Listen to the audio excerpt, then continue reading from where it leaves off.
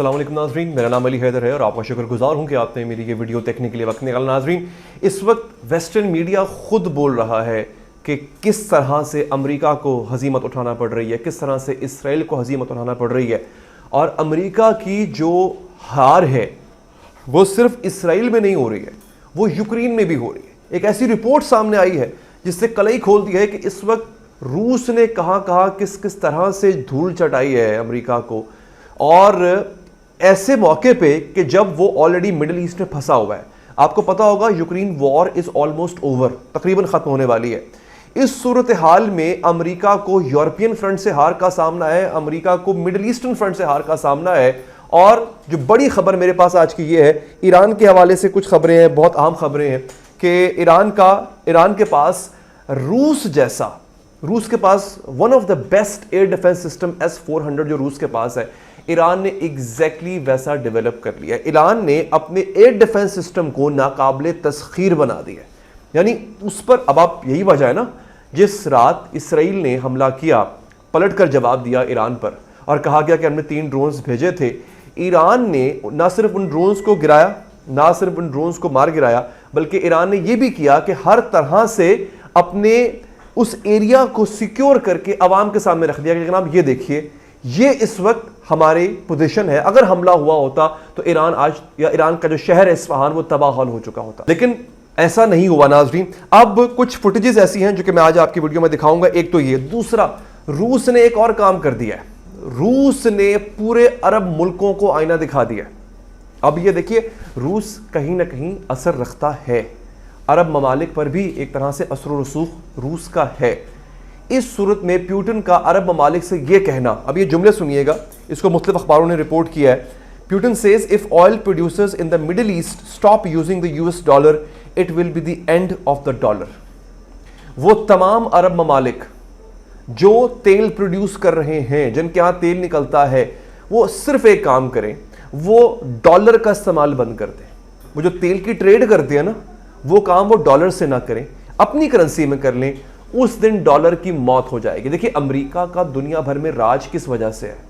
ठीक है, उसके पास सबसे बड़ी फौज है, सबसे मजबूत फौज है, लेकिन उसका डॉलर जो कि उसकी इकोनॉमी को सहारा देकर रखता है, पूरी दुनिया डॉलर में ट्रेड करती है, उस डॉलर की वजह से US आज सुपर पावर है। और अगर ऑयल प्रोड्यूसिंग कंट्रीज उस डॉलर का इस्तेमाल कम कर दें या बंद कर दें, जैसे कि पुतिन ने कहा है, सोचिए इस वक्त क्या हाल हो। वो जो एक तसल्लुत है अमेरिका का अरब ममालिक के ऊपर, वो तसल्लुत खत्म हो जाए। और यही चीज़ याद रखिएगा, यही चीज़ कर्नल कज़ाफ़ी ख़त्म करना चाहता था। वो अफ्रीकन करेंसी इंट्रोड्यूस करवाना चाहता था, वो US डॉलर तर्क करना चाहता था। अमेरिका हर उस मुल्क को दुश्मन समझता है, हर उस हुक्मरान को दुश्मन समझता है जो US डॉलर को तर्क करना चाहता है। यही हाल वेनेजुएला का हुआ। खैर, उस डिटेल में हम अभी नहीं जाएंगे, पहले आप ये डिटेल नाज़रीन ले लीजिए जो कि मैं आपको बताने जा रहा हूँ। अच्छा, एक तो ये बात होगी। दूसरा, अमेरिका ने आज ही के दिन 95 अरब डॉलर का एक एड बिल तैयार किया है, बल्कि पास कर लिया। 95 बिलियन डॉलर्स का ये एड बिल है। ये किस किस को जाएगा? ये ताइवान को जाएगा, इजराइल को जाएगा और यूक्रेन को जाएगा। इन तमाम ममालिक का किससे फटा है? ताइवान, चाइना, यूक्रेन, रशिया और इजराइल का मिडल ईस्ट से फटा है खास तौर पे। यानी वो तमाम ममालिक जो कि इस वक्त एंटी अमेरिकन फोर्सेस के साथ नबर्द आजमाएं, उन सब को पैसा देने जा रहा है अमेरिका। और तनकीद बाइडेन पे ये हो रही है कि with in the US, with in America, जो उनका बॉर्डर कंट्रोल सिस्टम है, जो अमेरिका का बॉर्डर मेक्सिको से लगता है, जहां आए दिन इलीगल इमिग्रेंट्स आ रहे होते हैं, जहां पर दुनिया की सबसे बड़ी ड्रग ट्रेड होती है, वहां के लिए जीरो बजट। ये 95 अरब डॉलर अमेरिकन के टैक्स पेयर्स का पैसा है ना। ये ताइवान को क्यों दिया जा रहा है? ताकि चाइना के खिलाफ वो रेजिस्ट कर सके। यूक्रेन को क्यों दिया जा रहा है? ताकि रशिया के खिलाफ रेजिस्ट कर सके। और इजराइल को इसलिए दिया जा रहा है ताकि वो गजा पे मजीद जुल्म कर सके। इस पे ऊपर सबसे ज्यादा तनकीद हो रही है। सबसे ज्यादा तनकीद की जद में इस वक्त नाज़रीन बाइडेन एडमिनिस्ट्रेशन जो है वो आई हुई है, और इस वक्त बड़ा मुश्किल हो चुका हुआ है। आखिर में मैं आपको एक और बड़ी अहम चीज है जो कि न्यूयॉर्क टाइम्स की रिपोर्ट है, ये कि $500 Russian drones disabled $10 million Abraham tanks of the United states. America ने भर भर के इमदाद दी थी यूक्रेन को, और जो अब्राहम टैंक्स हैं अमेरिका के, one of the finest, one of the state of the art technology वाले टैंक्स हैं ये अब्राहम टैंक्स। ये $10 मिलियन का एक टैंक आता है, और रूस ने $500 वाले ड्रोन्स के जरिए उन टैंक्स का तबाह हल कर दिया। यही वजह है कि यूक्रेन पूरी इमदाद होने के बावजूद भी किसी भी तरह से वो रूस का मुकाबला नहीं कर पा रहा या अपने इलाके वापस नहीं ले पा रहा। और याद रखिए, यही वो ड्रोन्स थे जिन्होंने, जो कि ईरान को दिए गए, जो इजराइल की हदूद में दाखिल हुए, अपने टारगेट को निशाना बनाया, इजराइल कुछ नहीं कर सका। यही वो ड्रोन्स थे नाजरीन जो यमनियों ने इस्तेमाल किए जब वो इजरायली नवाज या इजरायली शिप्स को टारगेट कर रहे थे।